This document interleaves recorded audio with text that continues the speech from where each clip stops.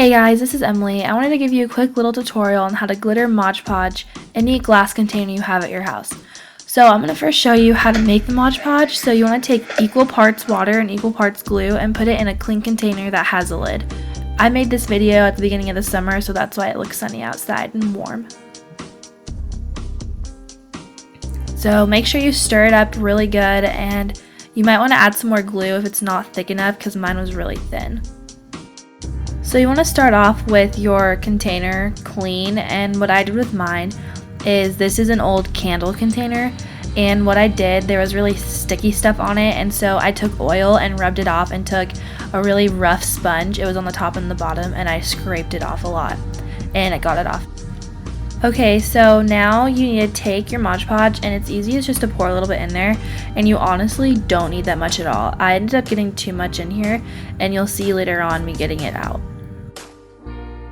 The most important thing when doing this is to make sure you get an even layer over everything, because right here you can see me taking stuff out because I did get too much in there, which is what I said before.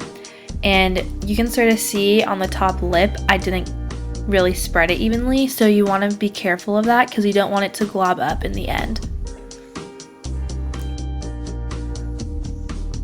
So this is the glitter that I'm using. I just got it from like a Michael's or Hobby Lobby, I'm not quite sure which one. So just pour it in there and shake it around and twist your jar and shake it so that you can evenly spread all the glitter. And make sure you put parchment paper underneath or wax paper like I put, so you can catch the glitter and reuse it so you don't waste it. This is a spot that I accidentally didn't get enough glue on, so I just took my brush and dabbed some more Mod Podge on it, and I'm just sprinkling some more glitter on it because I want to make sure I get an even layer.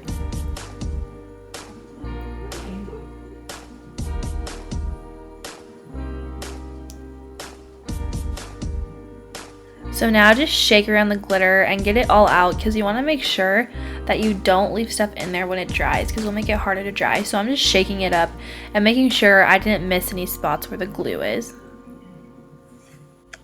This is a spot where some of my glue globbed up, so I'm just taking my finger and flattening it out, and then I'm taking some Mod Podge and putting it on my finger, adding it to the spot where the sparkles I removed.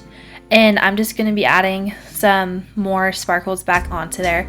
Make sure you get them really flat because you don't want it to glob up again. So I just poured some more sparkles in there, and I'm just spreading it around more.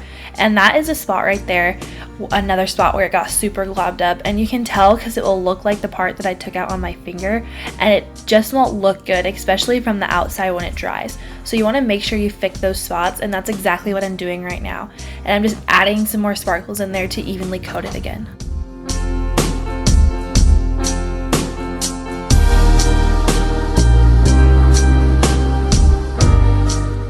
So I'm now done with all my sparkles, and now I'm taking my parchment paper and folding it up and putting it back into my jar. And make sure you get all the sparkles out of your jar by tapping it.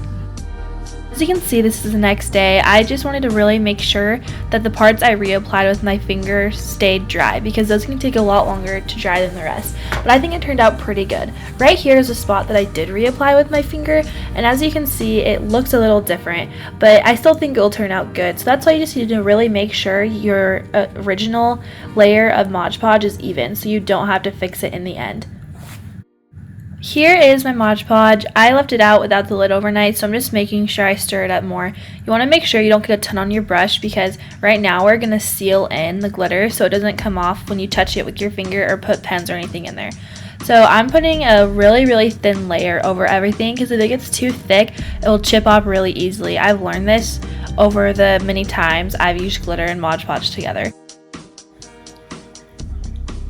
So now I'm just making sure I'm getting the thin layer over everything.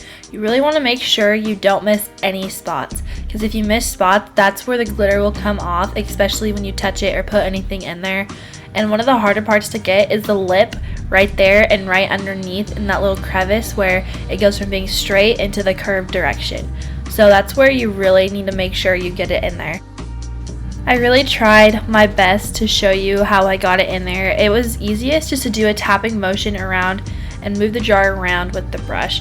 It was really hard to show you, but I did my best.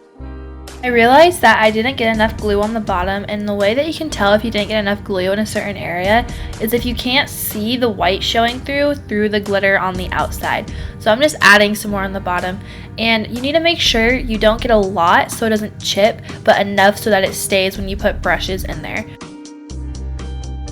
You'll know that you have enough Mod Podge in there if it sort of looks like you can see the white through, and you can see it on the lid of mine right there. Here I'm just trying to show you exactly how I did that, but basically if you're brushing and your brush doesn't come off with sparkles, it's enough. Here is how I'm showing you how to dry it. If you dry it flat down on the surface, it's not going to dry as well. So make sure to give it extra leverage, and you're done.